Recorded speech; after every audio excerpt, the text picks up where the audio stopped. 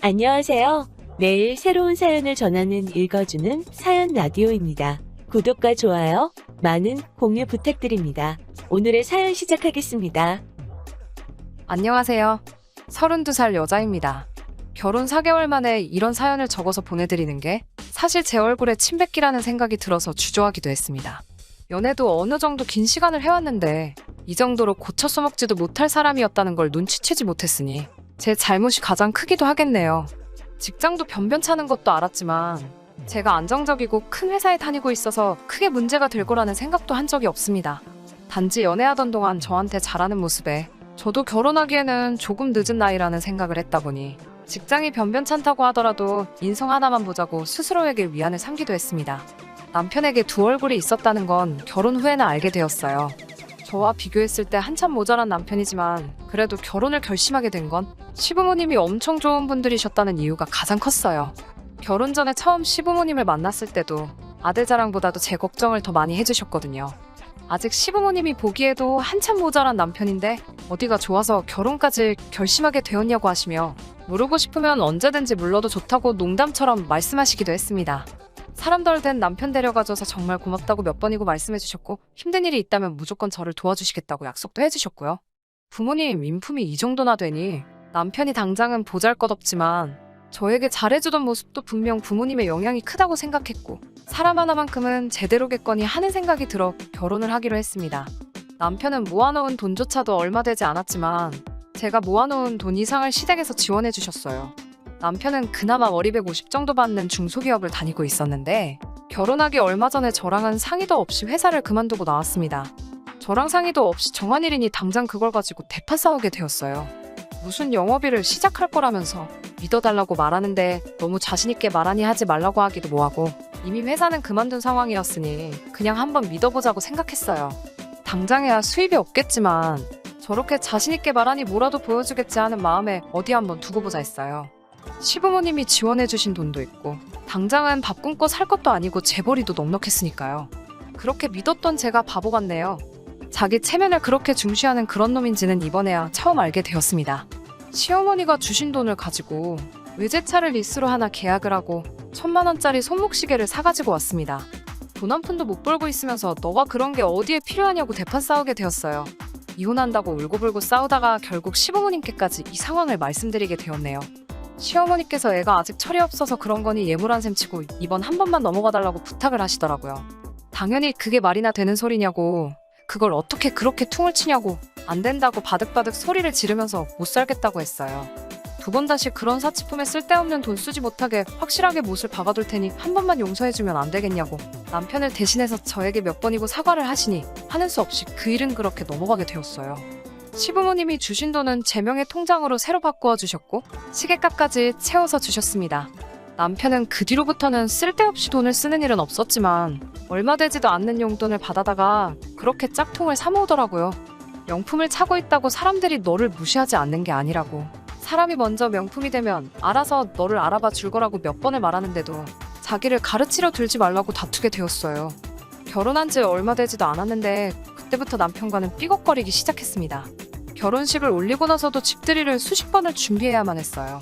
친정부모님 집들이 때는 조촐하게 배달음식 사다가 끝냈어요. 간단하게 준비하면 끝이라고 생각했던 집들이는 큰 문제거리가 되고 말았습니다. 그 뒤로 이어질 남편 손님들의 집들이 때문이었습니다. 남편은 뭐 그렇게 아는 사람이 많은지 고등학교 동창 따로, 대학교 동기 따로, 전 직장에서 알던 사람들 따로 자기 지인들을 그룹별로 나눠서 수많은 집들이를 준비시키더라고요. 이제 와서 생각해보면 남편은 그냥 자기가 얼마나 잘 살고 있는지 보여주기 위해 별쓸모도 친분도 없는 사람들 불러다가 집들이를 하려고 했던 것 같네요. 저희 친정부모님 때 했던 것처럼 배달음식으로 집들이 준비를 하려고 했는데 남편은 자기 손님들이 올 때는 굳이 직접 한 음식으로 준비해달라고 부탁을 하더라고요. 한번 집들이를 할 때마다 데려오는 인원이 워낙에 많다 보니 저도 배달 음식으로만 준비하기에는 자금적으로도 부담이 있고 해서 직접 음식을 준비하기로 했습니다. 직접 음식을 준비했다지만 사실 제가 직접 한 건 별로 없었어요. 그냥 마트나 근처 밀키트를 판매하는 곳에서 파는 것들을 사와서 제가 조리만 해서 직접 내오는 식으로 준비를 했습니다. 오히려 남는 재료가 없으니 경제적인 부분에서도 많이 절약이 되어서 조금 손이 가기는 했지만 괜찮다고 생각했습니다. 남편은 제가 음식 준비를 하는 모습을 봐서 그런지 그것들이 전부 직접 한 음식이라고 굳게 믿는 눈치였고요. 음식 솜씨가 좋다는 칭찬을 들을 때마다 남편은 마치 자기가 칭찬을 받는 것처럼 으스케했어요.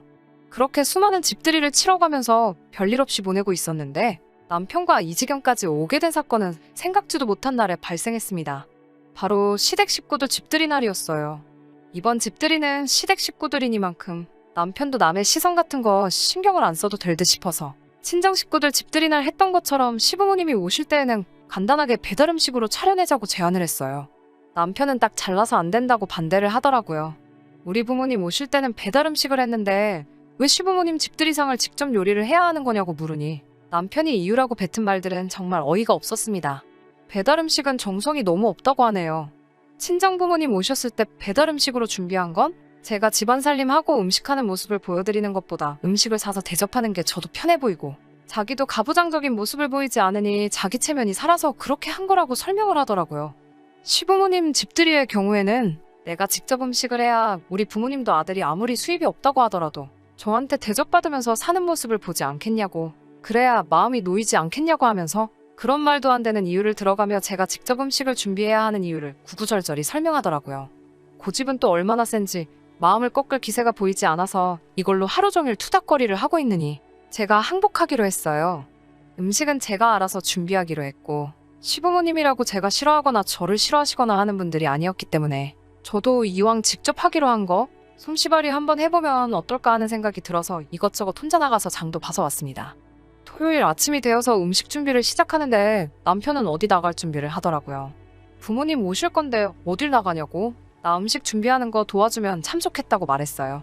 급하고 바쁜 일이 있다고 설명을 하길래 영업이라는 거랑 무슨 관련이 있는 건 줄 알고 그럼 너무 늦지 않게 다녀오라고 했지요.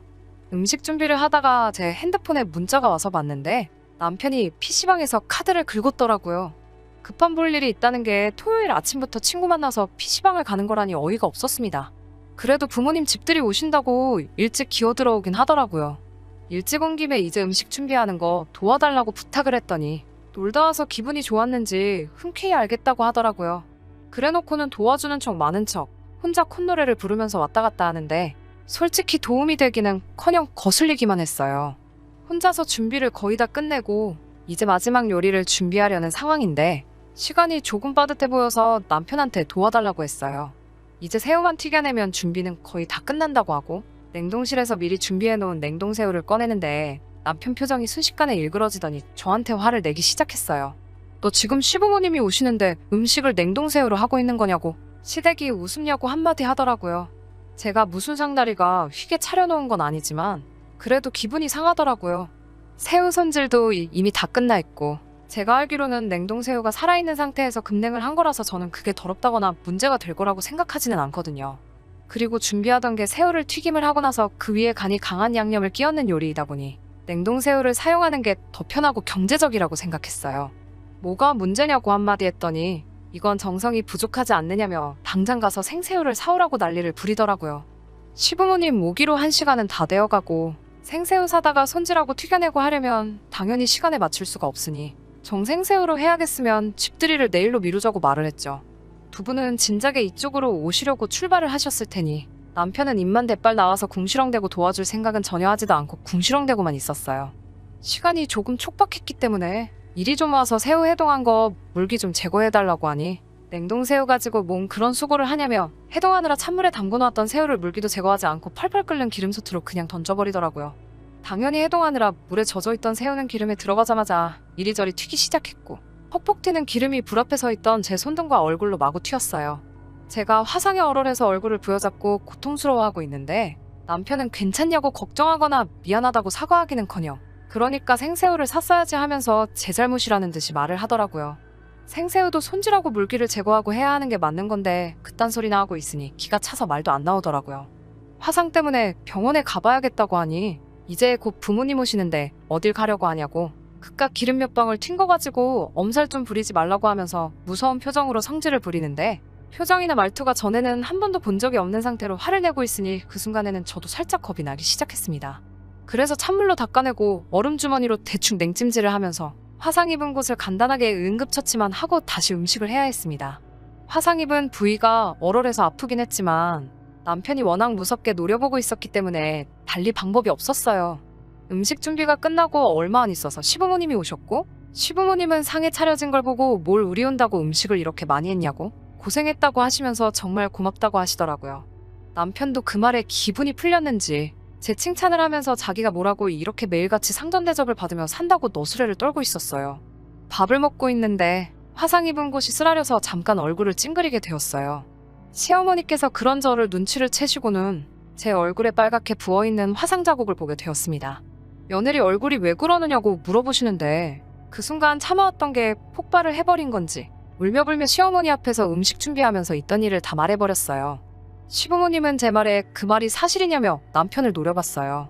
인자하기만 하신 분들인 줄 알았는데 불같이 화를 내시며 제가 보는 앞에서 남편을 정말 개패듯이 두드려 패기 시작했습니다. 남편은 흠씬 두들겨 맞다가 소파 구석까지 도망가서는 그제서야 잘못했다고 살려달라고 무릎을 꿇고 싹싹 빌기 시작했고요. 그 길로 시부모님은 집들이는 됐고 병원부터 가야겠다며 저를 데리고 근처 병원으로 향했습니다. 병원에 갔더니 심재성이도 화상이라 한동안 흉이 남을 수도 있다고, 그래도 응급처치를 제대로 한 덕분에 그렇게 심하지는 않을 거라며 다행이라고 말해줬어요. 시어머니께서 이쁜 며느리 얼굴에 상처가 나서 어떡하냐고 하시면서 남편한테 너는 이런 마누라 얻은 게 평생의 복인지도 모르고 똥오줌도 못 가리고 결혼한 지 얼마나 됐다고 이혼당해도 살 행동들만 골라서 하고 있냐고요. 저런 놈은 용서도 해줄 필요도 없다고, 집도 제 명의로 되어 있고 원한다면 결혼할 때 받은 지원금도 일부 저에게 주신다고 차라리 이혼을 하라고 하셨어요. 다음부터는 남편이 제 기분 조금이라도 상하게 할 때마다 무조건 연락을 달라고 하시더라고요. 그 길로 바로 집으로 찾아오셔서 그에 상응하게 아주 혼쭐을 내주시겠노라고 하시면서요. 남편하고는 조금 사이가 괜찮아졌어요. 시부모님한테 그동안 서운했던 거 전부 다 털어놓은 덕분에 영업한다고 까불면서 시작한 일도 접었고 최근에는 새 취직 자리를 알아보고 있어요.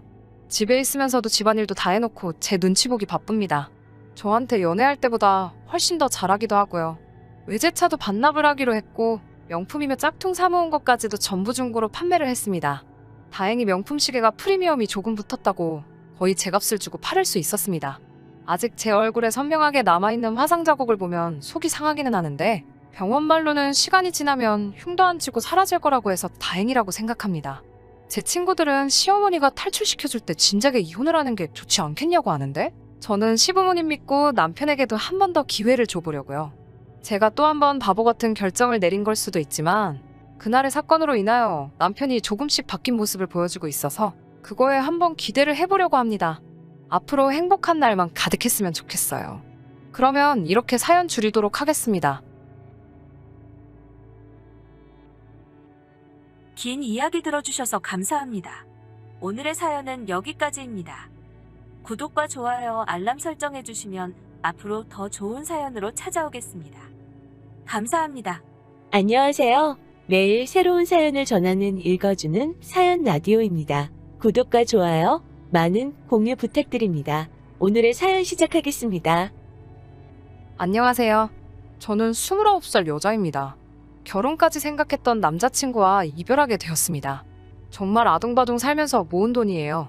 나름 제 나이에 아무 배경 없이 이 정도 돈을 모았다는 게 저한테는 하나 자부심처럼 여기고 있던 사실인데 오히려 제가 모은 돈이 제 발목을 잡았다는 게 너무 마음이 아팠습니다. 지금도 생각해보면 자다가도 눈이 번쩍 뜨일 정도로 우라가 치밀어 올라요.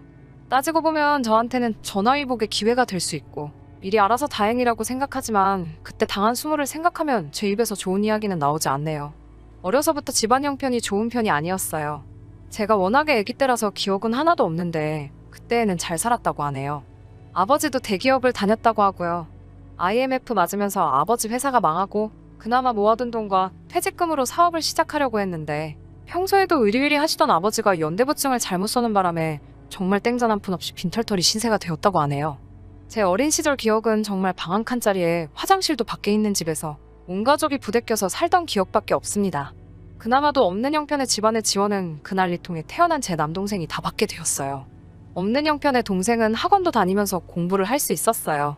저는 학교 성적이 나쁜 편은 아니었지만 남자인 동생이 먼저고 저는 대학을 보내줄 수가 없겠다는 이야기를 해오는 바람에 대학 진학을 하지 않고 졸업 후 바로 아르바이트를 시작하며 돈을 벌게 되었습니다. 제 눈을 조금만 낮추면 지방대에서 장학금 받으며 4년제 대학을 나올 수는 있었는데 거기서 발생하는 생활비조차 지원을 받을 수 없으니 돈이나 벌자는 생각에 아예 진학을 포기해버렸어요. 차라리 특성화 고등학교를 나와서 고등학교 졸업 후 바로 대기업 생산직에 뛰어들 걸 일하고 후회한 적도 많았습니다. 월 150만 원 받으며 공장에서 일하게 되었는데 대기업 생산직하고 제가 다니던 공장하고 비교하는 데는 조금 어폐가 있기는 하지만 대우가 많이 차이가 나더라고요. 복지도 좋고 휴일도 보장이 되는데 제가 다니던 공장은 그렇지가 않았습니다. 끝까지 대학교 포기 못하고 이 인문계를 선택한 저의 잘못이니 그때도 지금도 해봐야 푸념밖에 되지 않겠죠? 아무튼 그렇게 공장 다니면서 벌던 돈도 제 돈이 아니었어요. 솔직히 제가 돈 하는 걸 보면 젊은 사람이 왜 이렇게 생각이 꼬였냐고 하실 분들도 많으실 거예요. 하지만 어쩔 수 없는 이유가 있었습니다. 공장에서 주간야간 뛰면서 벌던 돈 또한 제 돈이 아니었거든요. 그 당시 제가 번 돈은 제 돈이 아니라 우리 가족의 돈이었어요. 동생 학원비도 엄마 병원비도 생활비까지 전부 다 제가 버는 돈에서 제일 먼저 나가게 되었고 제 앞으로 저금은 꿈도 꿀 수 없었습니다. 제가 번 돈으로 들어놓은 적금이 있었는데 그건 제 돈이 아니라 제 동생이 미래에 들어갈 대학교 등록금을 위해 모으던 돈이었네요.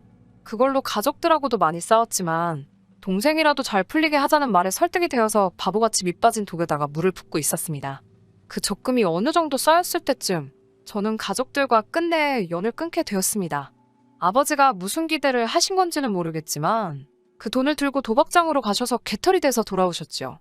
도박으로 돈을 얼마나 불려서 돌아오실 계획이었는지는 모르지만 아무튼 그 사건이 도화선이 되어서 저는 가족들을 떠나 혼자 독립하게 되었습니다. 어머니가 처음으로 그때 저한테 미안하다고 눈물을 펑펑 쏟으며 사과를 하셨어요. 그때 마음이 약해져서 참아볼까도 했지만 저의 행복도 찾아야 하지 않겠냐는 생각에 뒤도 돌아보지 않고 가족의 품을 떠났습니다. 그 뒤로 정말 악착같이 돈만 모았어요. 학력도 경력도 아무것도 없으니 제가 할 수 있는 일이나 직장은 굉장히 한정적이었어요. 제가 들어갈 수 있는 선에서 안 해본 일이 없는 것 같습니다. 솔직히 일을 하면서 저에게 더러운 유혹을 하는 사람들이 굉장히 많았어요. 숙식을 제공한다 해서 들어간 골프장에서 자기가 어디 사장이다, 대기업의 어떤 높은 사람이다 이런 식으로 자기를 설명하면서 저에게 더러운 제안을 해온 사람들이 한두 명이 아닙니다. 골프장은 월급도 괜찮은 데다가 숙식까지 해결이 되는 좋은 직장이었지만 그 더러운 제안에 제가 넘어가 버릴 것만 같아서 그만두기로 했습니다. 그 이후 아르바이트를 구할 때도 제 번호는 어떻게 알았는지 이상한 데서도 전화가 많이 왔습니다. 그냥 바에 앉아서 손님들 말상대만 해줘도 지금 버는 것에 몇 배를 벌 수 있다고 유혹하는 전화부터 대놓고 직접적으로 제안하는 전화까지 받아야 했습니다. 두 눈 꼭 감고 당장 제 손에 들어올 돈만 생각해서 그 유혹을 덥석 물어버릴 뻔한 적도 많았지만 참았습니다. 항상 돈이 최고고 돈이 인생 최우선의 가치라고 생각하는 저였지만 그렇게까지 돈을 벌고 싶지는 않았고 쉽게 번 돈은 쉽게 번 만큼 제 손에서도 쉽게 떠나갈 거라고 몇 번을 다짐하면서 검은 유혹들을 참아냈어요. 그런 유혹들 다 뿌리치고 몸이 골아가면서까지 생고생을 해가며 악착같이 모은 돈이 1억 5천이 되었습니다. 고등학교 졸업하고부터 일을 하면서 8년 만에 이뤄낸 쾌거였습니다. 남들 꾸미고 다니고 여행 다니고 자기가 먹은 것들까지 전부 다 사진으로 SNS에 올리며 자랑을 할 때 저는 화장품 살도 아낀다고 베이비 로션을 바르고 다니고 먹고 싶은 게 있을 때는 다른 사람이 먹는 먹방 같은 걸 틀어놓고 그 앞에서 라면으로 끼니를 때우면서 모은 돈입니다. 누구한테는 큰 돈일 수도 있고 누군가한테는 정말 사소한 액수일 수도 있어요. 저도 무작정 돈을 그 정도 모으면 세상을 다 가질 수 있을 거라 생각했는데 그 돈을 가지고 제가 당장 할 수 있는 게 아무것도 없더라고요. 서울에서 사는 게 의미가 있냐는 생각도 들고 그때 번아웃이 아주 세게 왔습니다. 아침에 일어났는데도 개운하지가 않고 우울감에 일하고 싶은 기분마저 들지가 않았어요. 마침 제가 살던 반 지하방 계약을 갱신할 때가 되어가는 와중이라 고시원 총무 자리를 구하게 되었습니다. 수입은 반이나 줄겠지만 숙식도 어느 정도 해결되고 큰 생각 없이 일을 할 수 있어서 나름 저한테 주는 휴가라고 생각하기로 했어요. 그 고시원에서 결혼을 생각한 남자친구와 만나게 되었습니다. 남자친구는 저와 동갑이었고 연이은 취직 실패해 공무원이 되겠다고 고시원에 들어온 케이스였어요. 고시원 총무일을 하면서 고시원에서 눈 맞은 커플들을 보면 공부하러 와서 무슨 연애질을 하느냐 하는 생각을 했는데 제가 그걸 하게 되었네요. 남자친구가 제 인생의 첫 연애는 아니지만 제 집안 사정이나 데이트 때문에 아르바이트를 포기할 수 없다는 제 태도에 도망간 남자들이 한두 명이 아니었거든요. 그런데 이번 남자친구는 달랐습니다. 이제 와서 생각해보니 고시원 총무를 하면서 제 인생 처음으로 생긴 여유 때문인지 다르게 느꼈던 걸 수도 있겠네요. 아무튼 남자친구는 4년제 대학을 나와서 번듯한 직장 하나 갖지 못하고 여기저기 이력서를 내면서 기웃거리다가 결국 공무원을 하겠다고 고시원으로 들어온 케이스이기는 했어요.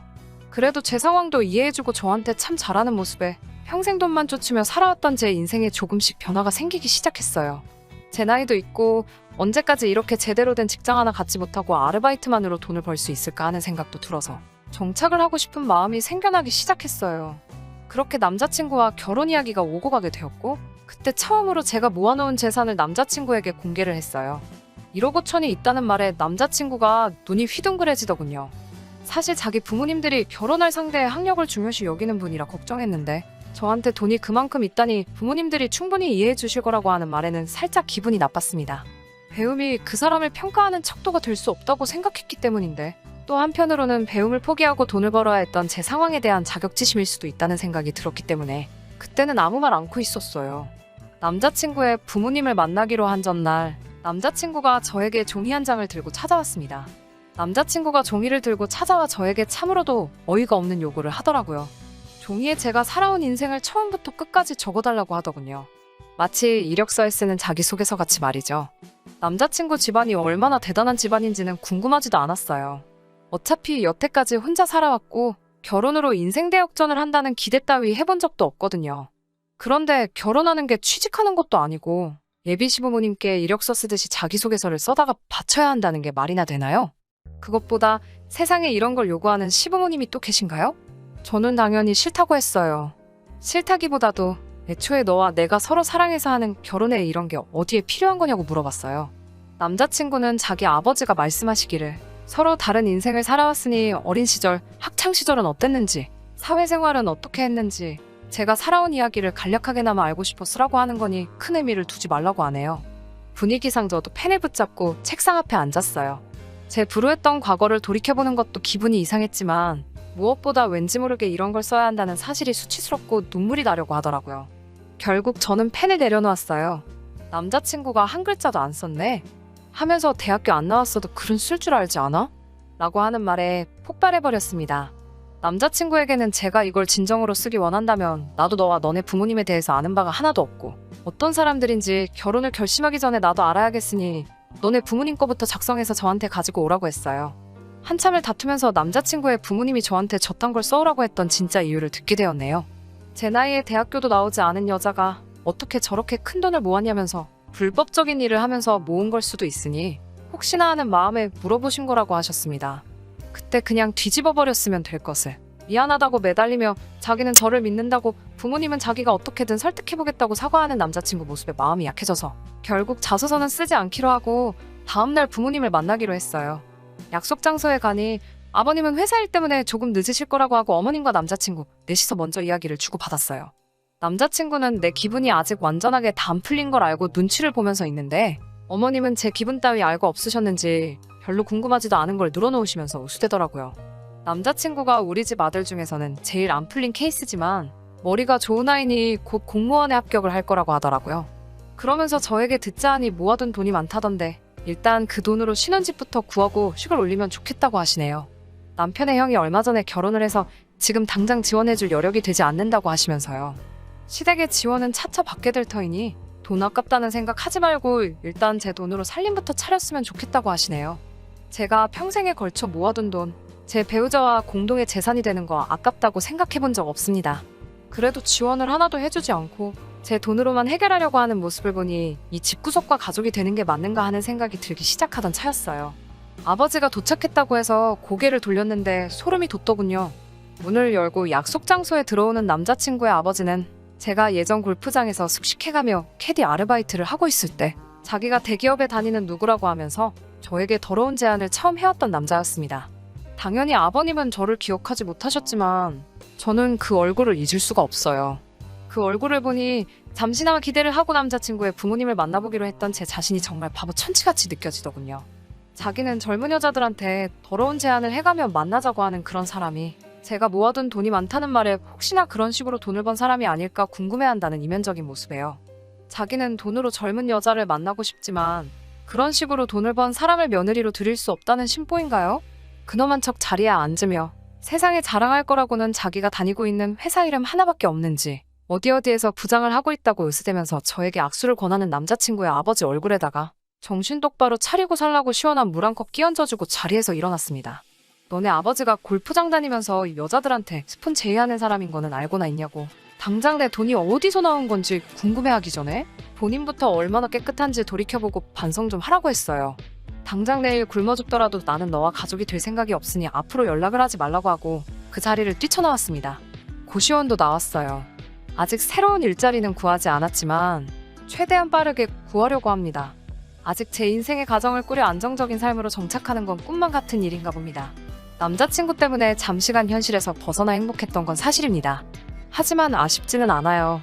본인들이 미친다고 생각하는 사람들과 가족이 되어봤자 제 인생이 드라마처럼 변하거나 하진 않았겠죠. 이런 일들을 저 혼자 감내해야 한다는 사실도 많이 서럽습니다. 제가 연 끊고 뒤돌아선 가족이지만 이럴 때 무조건 저의 편이 되어주는 가족이 있다면 마음의 짐이 덜하진 않을까 하는 생각이 드네요. 끝까지 제 이야기 들어주신 분들 감사합니다. 이렇게 사연으로나마 전부 다 털어놓아버리니 마음 하나만큼은 후련하네요. 저도 하루빨리 이겨내서 다시 일상으로 돌아가야겠네요. 긴 이야기 들어주셔서 감사합니다. 오늘의 사연은 여기까지입니다. 구독과 좋아요, 알람 설정해주시면 앞으로 더 좋은 사연으로 찾아오겠습니다. 감사합니다. 안녕하세요. 매일 새로운 사연을 전하는 읽어주는 사연 라디오입니다. 구독과 좋아요, 많은 공유 부탁드립니다. 오늘의 사연 시작하겠습니다. 결혼 2년차 30살 주부입니다. 남편한테 저보다 5살 어린 시누이가 있어요. 진짜 견디다 못해 이렇게 사연 보냅니다. 시월드 말로만 들었지 제가 있는 이곳이 바로 시월드라는 건 상상도 못했습니다. 저는 결혼 전에도 미용이나 패션 쪽에 관심이 많았고 남들에게 옷 사는 게 취미라고 할 정도로 제 자신을 꾸미는 걸 좋아하던 사람입니다. 물론 결혼해서 가정이 생기고 아이가 생기게 되면 사실 남들에게는 자랑할 만한 취미가 아니란 것도 알고 있긴 하지만 그렇다고 제가 무작정 버는 돈을 전부 옷 사는데 탕진하거나 할 정도로 개념이 없는 사람은 아니에요. 이미 결혼하기 전에 돈도 나름 5천만 원 가까이 모아놓았고 나름 머리를 굴려가며 옷 사는 돈과 저금할 돈 따로 나눠서 현명하게 소비하고 있습니다. 쓸데없이 비싸고 유명하기만 한 음식점이나 카페에 가는 것도 되도록 하지 않고 갖고 싶은 게 있으면 다른 데서 소비를 줄여가며 돈을 모아 구매를 하고 있습니다. 남편은 저보다 아이가 5살이 많은 데다가 벌이도 사실 제가 더 많습니다. 결혼을 저도 이렇게 일찍 하게 될 줄은 몰랐는데 남편이 나이도 있고 해서 시어머니 재촉에 번갯불에 콩 구워 먹듯 급하게 결혼을 하게 되었습니다. 제 월 수입이 400 정도 되고요. 남편은 300 정도 받고 있어요. 시댁에서 결혼할 때 신혼집 부분에서 친정보다 크게 해준 건 사실이지만 그렇다고 해서 제 쪽에서 너무 모자라게 하지도 않았습니다. 제가 모은 돈으로 혼수를 하고 신혼집 구할 때 모자란 부분도 친정에서 지원을 해줬어요.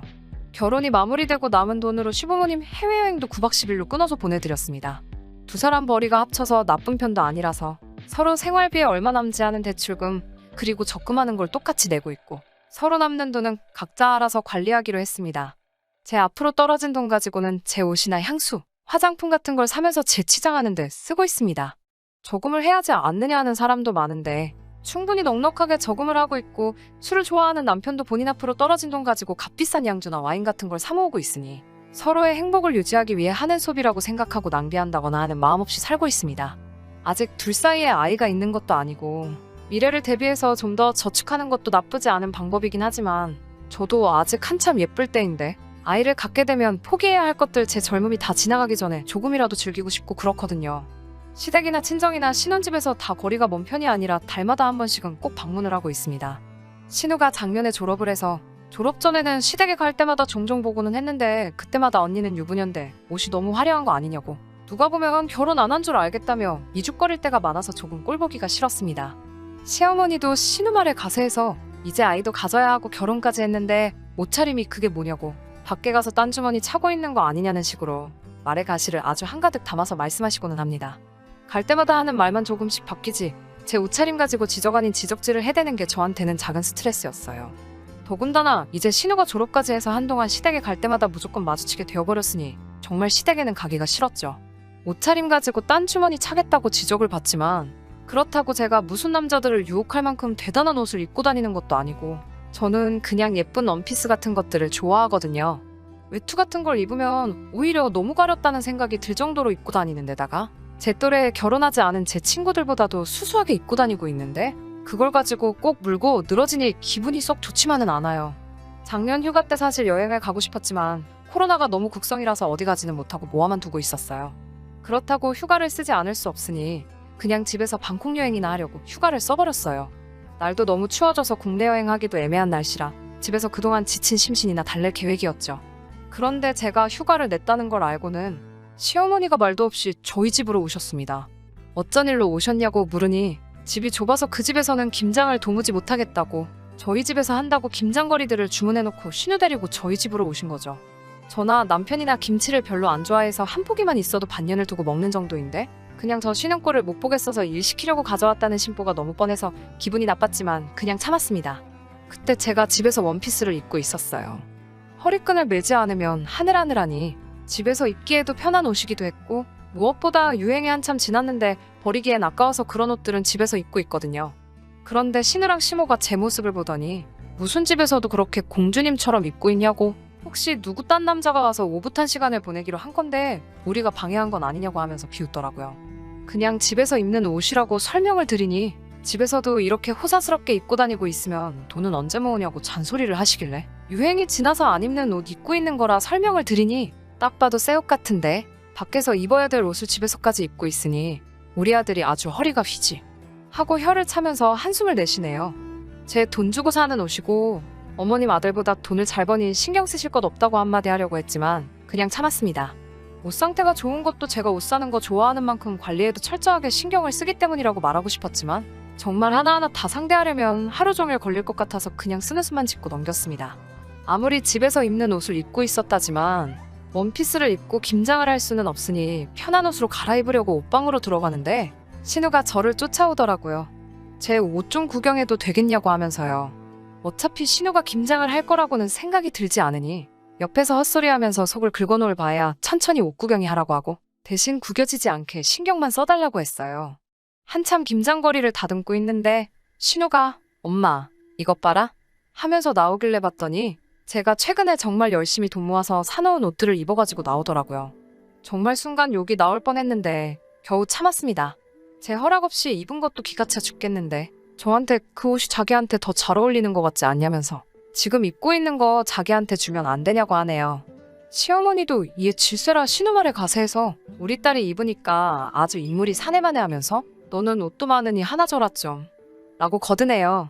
그 옷 산다고 저도 먹고 싶은 거 참고 열심히 아껴서 큰맘 먹고 산 옷인데다가 아직 시착만 해보고 한 번도 입지 않은 옷이고 엄청 비싼 것들이라고 말을 하니 저보고 쪼잔하다는 식으로 말을 하면서 그럼 동창회 갈 때 한 번만 입게 빌려달라고 하네요. 제가 옷이 많은 건 사실이지만 신우한테 옷을 빌려줘야 하는 이유도 모르겠고 그리고 저는 옷 입을 때 옷태를 신경을 많이 쓰는 편이라 나름 몸 관리도 하고 있는데 신우는 저보다 살집이 조금 있는 편이거든요. 허리 부분이 이미 벌써 터지려고 하는 것 같은데 잘 어울린다고 하니 어이도 없고 아무튼 그냥 무조건 안 된다고 했습니다. 시어머니가 저보고 참 씀씀이가 박하다고 하면서 똑같은 걸로 사줄 테니까 다시 벗어서 걸어놓으라고 하는데 신우가 시어머니한테 엄마 이거 외투까지 다 합치면 200만 원 정도 할걸? 이라고 일러 바치듯이 이야기를 하네요. 시어머니는 그 말을 듣고 무슨 천조가리를 200만 원이나 주고 사냐고 돈이 아주 썩어나냐고 잔소리와 구박을 시작하셨어요. 저도 참다가 너무 화가 나서 한마디 쏘아붙일까 하고 있는데 마침 남편이 퇴근하고 들어오더라고요. 남편 앞에서 시가족들이랑 싸우기도 그렇고 참고 있으니 너무 억울해서 저는 그 길로 방문 쾅 닫고 들어가 버렸습니다. 밖에서 남편이 무슨 일이냐고 하고 있고 시어머니는 제 방을 향해서 저것 좀 보라고 싸가지가 아주 더럽게 없다고 뭐라 하시고 있고요. 김장하러 왔는데 자기들도 기분이 나빠서 내일 다시 와서 하겠다고 김장하던 거 그대로 두고 집으로 돌아가셨어요. 남편이 방으로 들어와 무슨 일이냐고 이야기하더라고요. 남편만큼은 제 기분을 이해해줄 것 같아서 자초지종을 이야기했는데 남편도 이야기를 듣고 나서 인상을 팍 쓰더니 아무리 그렇다고 시어머니한테 행동이 그게 뭐냐고 그리고 그까짓 거 그냥 주고 새로 사 입으면 되지 그걸 가지고 뭘 그렇게 치사하게 구냐고 그리고 자기도 제가 비싼 옷 그렇게 사 모으는 거 썩 좋아 보이지만 않는다고 과소비하고 있는 게 틀린 말은 아니지 않느냐고 하면서 뭐라고 하더라고요. 지가 몇백만 원씩 들여가며 술 사 모으는 거는 생각도 안 하고 팔은 안으로 굽는다고 아주 지 가족들 감싸는 게 아주 꼴보기가 싫었습니다. 그걸로 한참을 다퉜어요. 내가 빚을 내서 사는 것도 아니고 내 돈 모아서 내가 산 건데 오빠까지 그걸 가지고 나한테 뭐라고 하느냐고 연애하면서 결혼 생활하면서 오빠나 시어머니가 나한테 옷 한 벌이라도 사준 적 있냐고 한바탕 싸웠지요. 정말 전부 다 꼴도 보기 싫고 그래서 다음 날에도 시모 얼굴 보면 진짜 뭐라 한마디 할 것 같아서 아침 일찍 그냥 볼 일 있다고 하고 밖으로 나가버렸습니다. 밤늦게 집에 돌아오고 나니 김장은 다 하고 간 건지 정리는 다 되어 있었습니다. 저 없이 그 많은 김장을 시어머니 혼자서 한 생각을 하니 저도 너무했나 싶기도 해서 신우이 옷이나 한 벌 사주자고 하려고 오빠와 다툰 걸 풀려볼까 하고 방으로 가고 있는데 제 옷방 문이 열려 있더라고요. 평소에 꼭 닫고 다니는데 말이에요.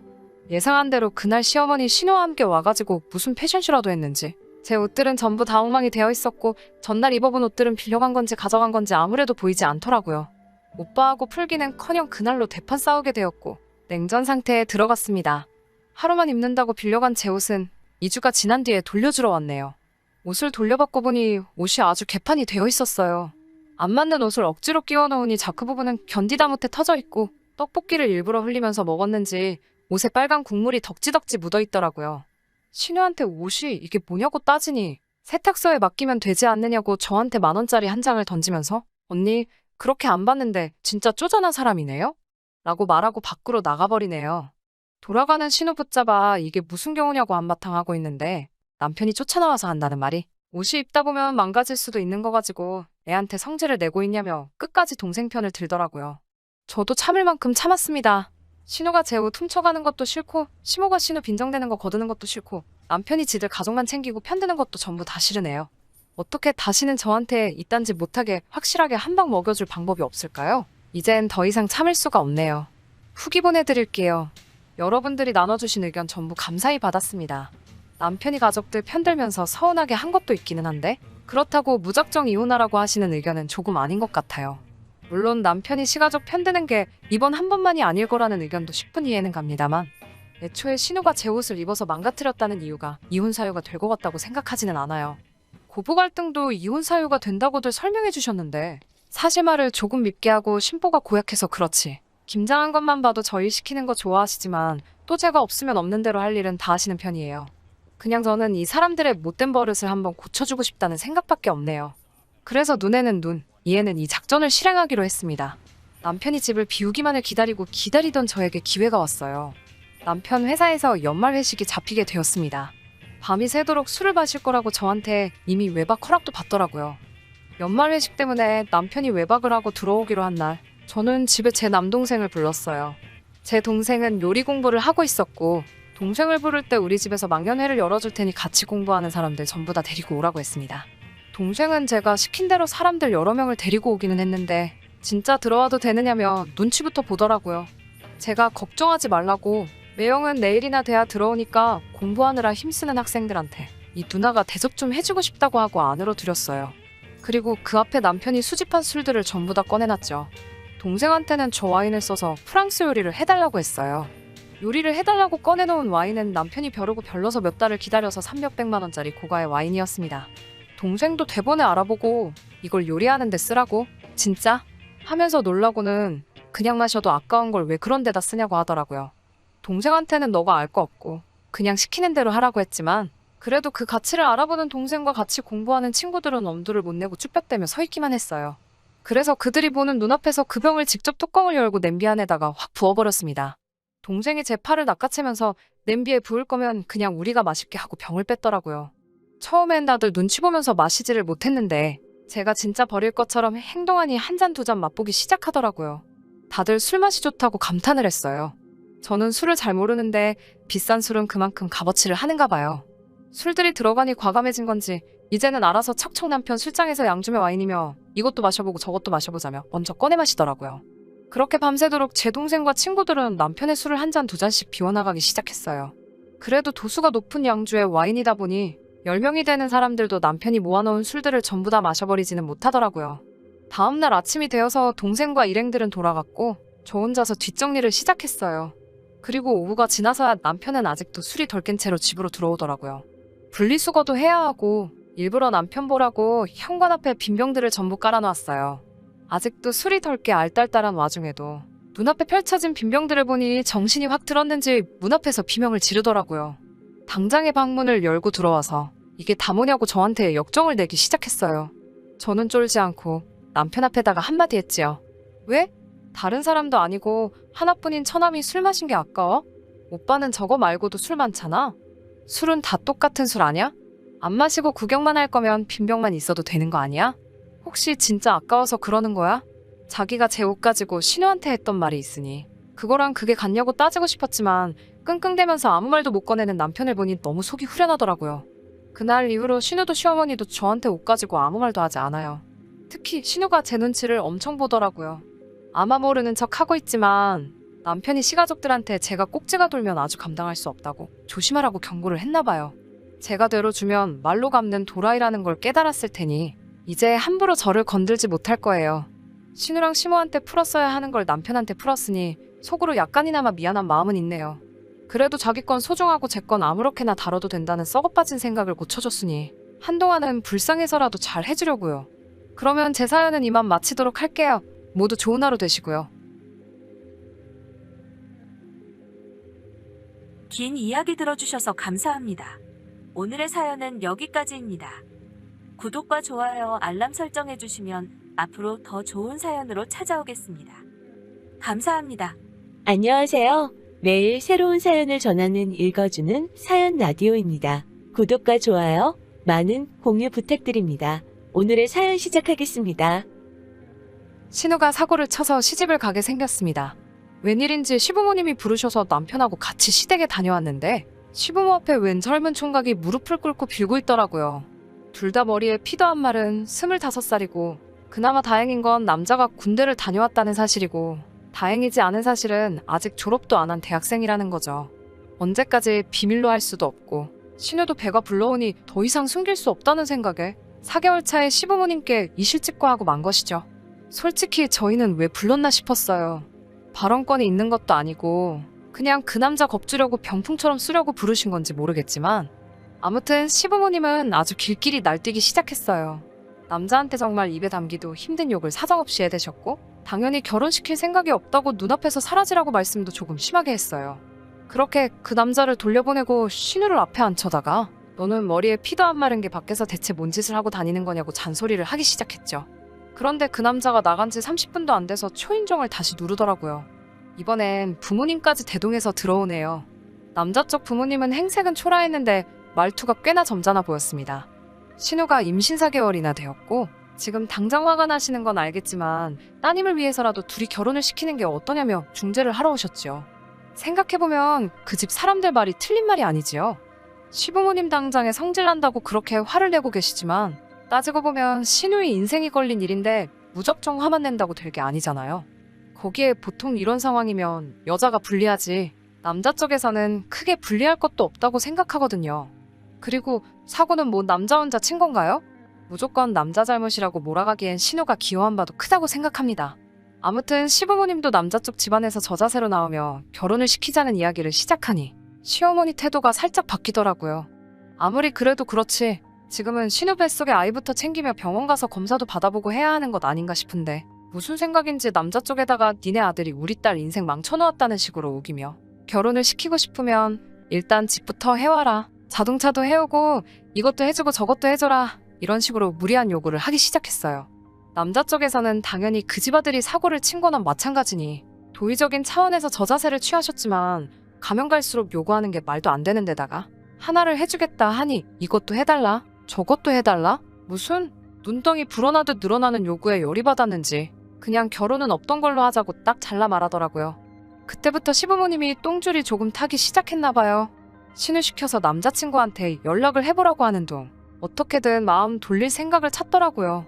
그 와중에도 정신 못 차린 남자친구는 신우가 어떻게 해보라는 말에 책임감을 느낀 건지 아니면 정신 빠진 신우한테 콩깍지가 강하게 씌어서 결혼을 꼭 하고 싶은 건지 부모님을 설득을 했는가 봐요.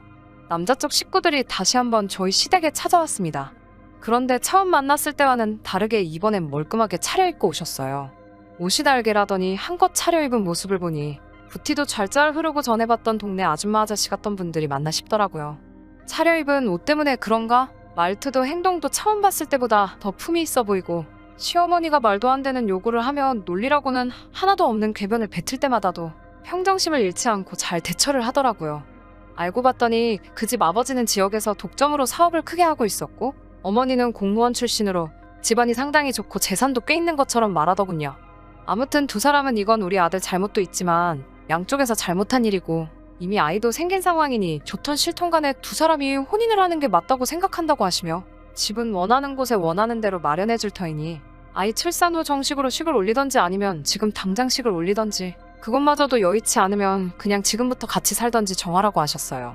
집을 원하는 곳에 해주겠다는 말에 시어머니 눈이 반짝하시며 근방에서 제일 비싸고 신축인 브랜드 아파트 이름을 대며 그 아파트도 해줄 수 있냐고 물으시니 남자 쪽 아버지는 시모 질문에 말씀드렸다시피 원하는 곳에 원하는 대로 마련해주겠다고 자신있게 대답하시더군요. 시부모님 마치 봉이라도 잡았다는 표정으로 싱글벙글해 계시며 당장이라도 결혼식을 올리자고 하실 것 같은 분위기로 날짜는 언제가 좋겠냐며 말을 꺼내는데 그 집 아버지가 말을 딱 자르면서 한 가지 조건을 걸더라고요. 관습적인 건 부족함 없이 다 지원을 해주겠으니 당신들의 성의도 봐야겠다고 하셨어요. 그러고선 우리 시댁에선 당장 뚝딱하고 나올 규모가 아닌 정도의 혼수와 예단 목록을 내밀더군요. 한번 당해보라는 식으로 요구한 게 티가 나기는 했지만 끝까지 말투에는 품위와 예의가 느껴졌어요. 저 자세로 나오는 그분들을 우습게 보고 갑질 아닌 갑질을 하면서 한몫 뜯어내려는 심보가 눈에 보이니 아예 남자 쪽 집에서 우리 시부모 형편을 알고 한 방 먹이기 위해 작정을 하고 제안을 들고 오신 거죠. 그분들이야 지역유지에 노후 준비까지 다 되어 있는 빵빵한 집안이지만 저희 시댁은 사실 땡전 한 푼 없거든요. 가진 거라고는 더러운 성질 말고는 내세울 게 아무것도 없는 사람들이에요. 그쪽에서 결혼을 하려면 맞춰줘야 할 확실한 조건을 들고 나오니 당장 시모도 엄두가 나질 않는지 주춤하시더라고요.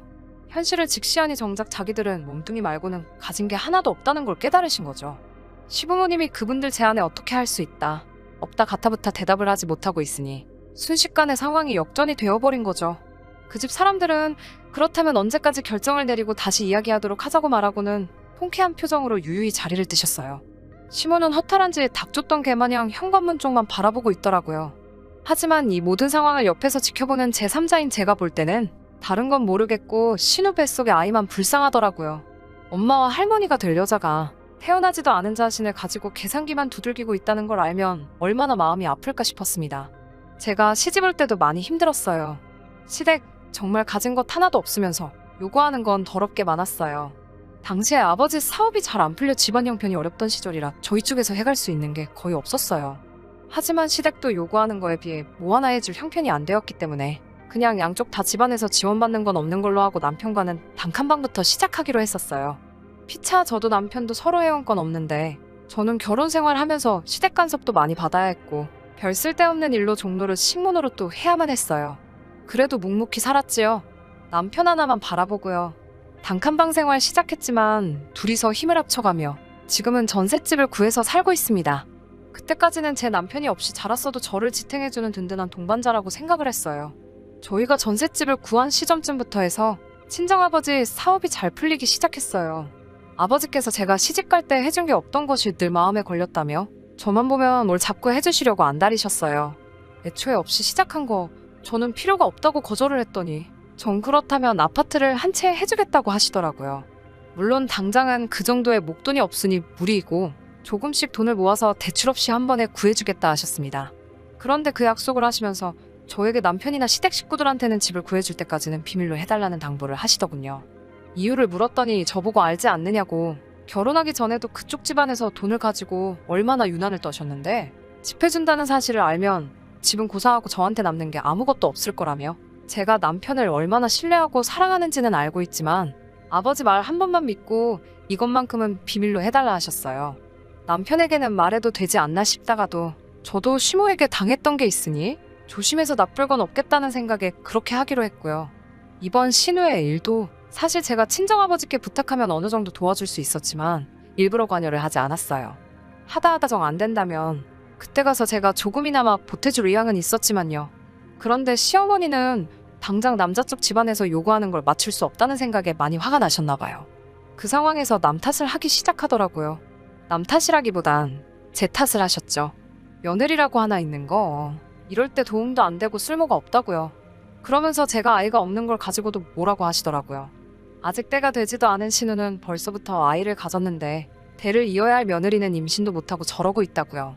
제가 몸이 안 좋아서 아이를 가질 수 없는 몸이기는 한데 그걸 가지고 또 제 속을 후벼파시니 마음이 안 좋았어요. 왜 시부모님이 돈 마련할 방법이 없어 생긴 스트레스를 저한테 푸는 건지 이해가 가지 않더라고요.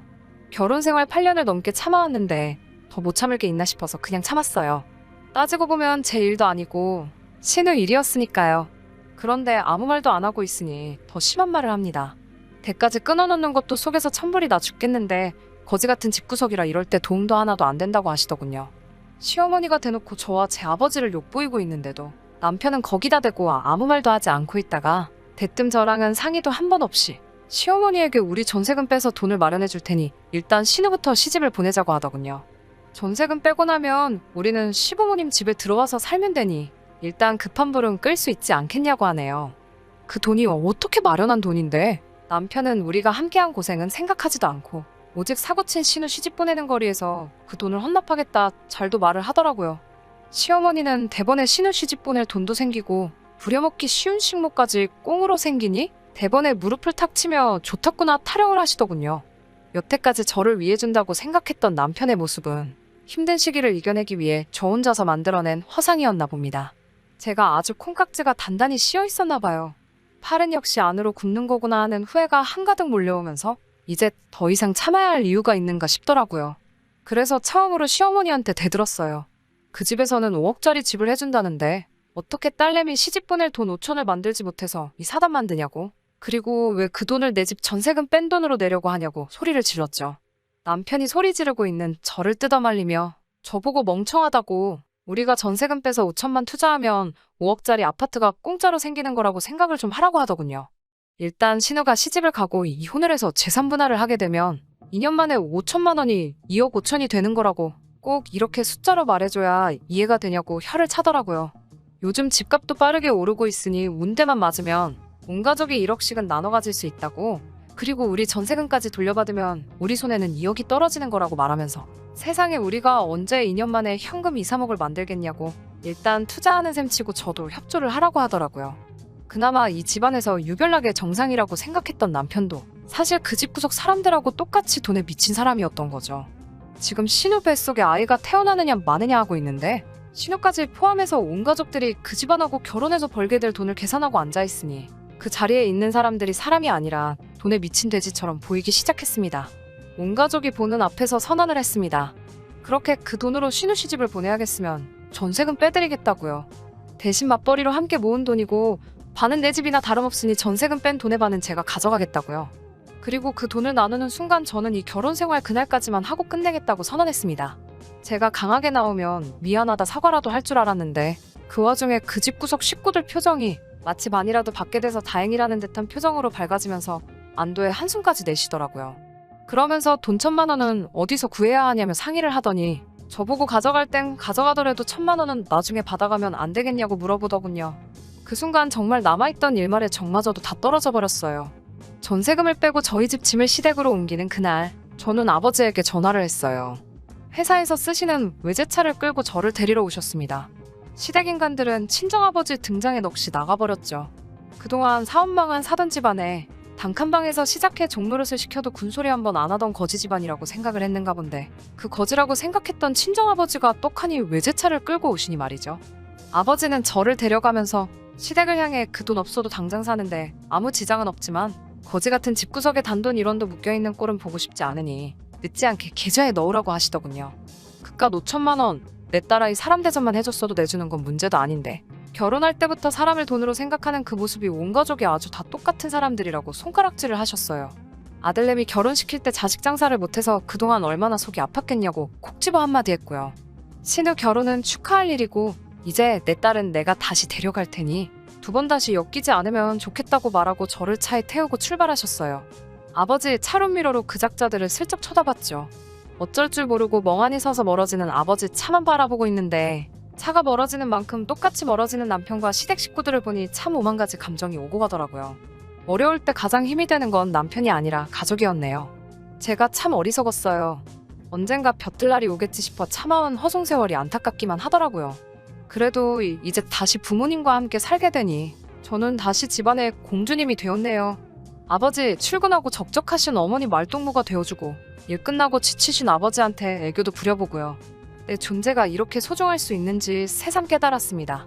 후기라고까지 할 건 없지만 얼마 전에 남편이 용서를 구하며 연락이 와서 최근 소식 한번 전해드려요. 신우는 그렇게 조심성 없이 까불더니 결국 유산을 했다네요. 인과응보라고 해야 할까요? 오고 가던 결혼 이야기도 순식간에 사라지고 남자 쪽에서 병원비 내주는 선에서 마무리를 지어버렸다고 합니다. 신우가 파혼을 하고 자기도 많이 반성을 했으니 다시 합치자고 제안을 해오네요. 제가 원한다면 시댁과는 아예 인연을 끊고 살겠다고요. 저는 다 필요 없다고 대답했어요. 신우가 그렇게 된 것도 너가 나를 잃게 된 것도 전부 자업자득이라고요. 신우도 애초에 남자 쪽 제안을 받아들였으면 적어도 결혼을 해서 적당한 지원을 받으며 살고 있었겠죠. 남 탓만 하는 사람들이 애초에 자신들이 일을 해결할 생각은 하지 않고 남이 덕만 보려고 하는 건 양심이 없는 거라고. 이제 두 번 다시 저한테 연락할 생각 하지 말고 그렇게 자식 장사해서 어디서 호구라도 물어서 인생 역전 제대로 한번 해보라고 하고 전화를 끊어버렸어요. 바닥부터 시작해 8년 동안 함께 고생해가며 많은 정이 들었던 남편이지만 저한테는 이제 그 어떤 후회도 남지 않네요. 이대로 제가 다시 다른 사람을 만나지 못한다고 할지라도 저는 저에게 새롭게 주어진 인생의 막을 살아야겠어요. 긴 이야기 끝까지 들어주신 분들 너무 감사드립니다. 가정에 언제나 평안과 행복 깃드시고요. 저는 이만 사연 줄이도록 하겠습니다. 긴 이야기 들어주셔서 감사합니다.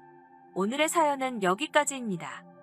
구독과 좋아요, 알람 설정해주시면 앞으로 더 좋은 사연으로 찾아오겠습니다. 감사합니다.